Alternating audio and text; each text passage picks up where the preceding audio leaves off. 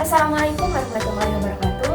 Perkenalkan, nama saya Husna Kaisa. Saya dari Universitas Negeri Mataram dari Program Studi Pendidikan Bahasa dan Sastra Indonesia dengan NIM I1C 02410161. Di sini saya akan menjalani tugas dalam mata kuliah keterampilan membaca, yang dimana saya akan menginterview novel yang berjudul tentang Laut Bercerita.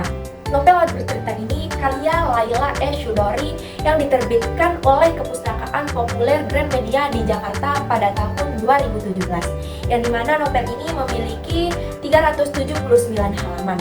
Novel ini berkisah tentang persahabatan, cinta, kekeluargaan, dan kehilangan para tokoh-tokohnya, serta perjuangan pengkhianatan dan ketidakjelasan korban tragedi penghilangan paksa saat rezim Orde Baru berkuasa. Novel ini menceritakan kisah biru laut seseorang mahasiswa sastra Inggris dari Universitas Gadjah Mada yang juga dapat disebut aktivis dan teman-temannya yang diculik dan kehilangan paksa oleh Intel. Novel Laut Bercerita ini peristiwa 1998 yang dimana banyak memakan korban dan sampai sekarang tidak ada kejelasan cerita bagaimana kemudian dalang dibalik peristiwa tidak pernah dijelaskan sampai saat ini.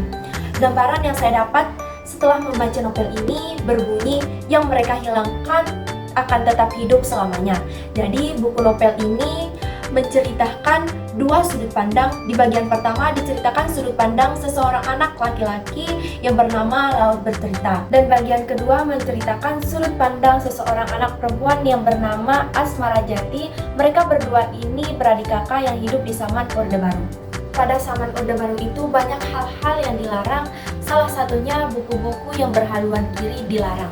Dan bagian pertama diawali latar belakang bermula pada tahun 1991 mengisahkan sekelompok mahasiswa yang berkegiatan di suatu rumah di Saigon, Yogyakarta. Mahasiswa-mahasiswa ini memiliki keterampilan yang sama terhadap bacaan termasuk sastra. Dalam hal ini termasuk sastra yang sempat dilarang untuk dibicarakan pada saat itu, karya sastra Pramoedi Anandatur. Pada awalan ceritanya, biru laut ini bertemu dengan mahasiswa yang bernama Kinan. Nah, dari Kinan, biru laut dapat berkenalan dengan dua organisasi yang bernama Winatra dan Wirasena. Pemikiran organisasi ini memiliki pemikiran yang serupa dengan biru laut. Jadi mereka itu pengen sekali hidup di negara yang demokratis. Bagian pertama ini ceritanya pergerakan mahasiswa pada masa itu, termasuk biru laut, di mana mereka melakukan secara bersembunyi dan melakukan diskusi dan menyiapkan strategi untuk melakukan penggerakan. Nah, di bagian pertama ini alur ceritanya macam-macam, bisa dibilang maju mundur. Jadi ceritanya itu terkesan misteri. Jadi kita harus memperhatikan setiap latar belakang dan bab-bab yang kita baca. Lanjut cerita, biru laut dan teman-temannya masuk organisasi Winatra dan Wirasena, bergabung bersama Kinan, dan di situ mereka aktif melakukan diskusi kegiatan untuk menentang pemerintah. Di masa itu, tapi pemerintah tidak tinggal diam saja. Mereka juga berusaha untuk mencari dan menangkap biru laut dan teman-temannya untuk disiksa. Dan sampai pada akhirnya biru laut dan teman-temannya menjadi buronan dan dicari para intel.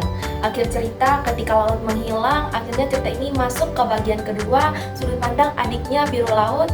Di bagian ini kita dibuat terharu, sedih, campur aduk rasanya ketika kisah keluarga biru laut ini, di mana ayahnya dan ibunya adik biru laut masih setia menunggu kepulangan biru laut. Kita masih berada di sudut pandang Asmara Jati, dan di mana saya menemukan sebuah kalimat di bagian di hadapan laut di bawah matahari.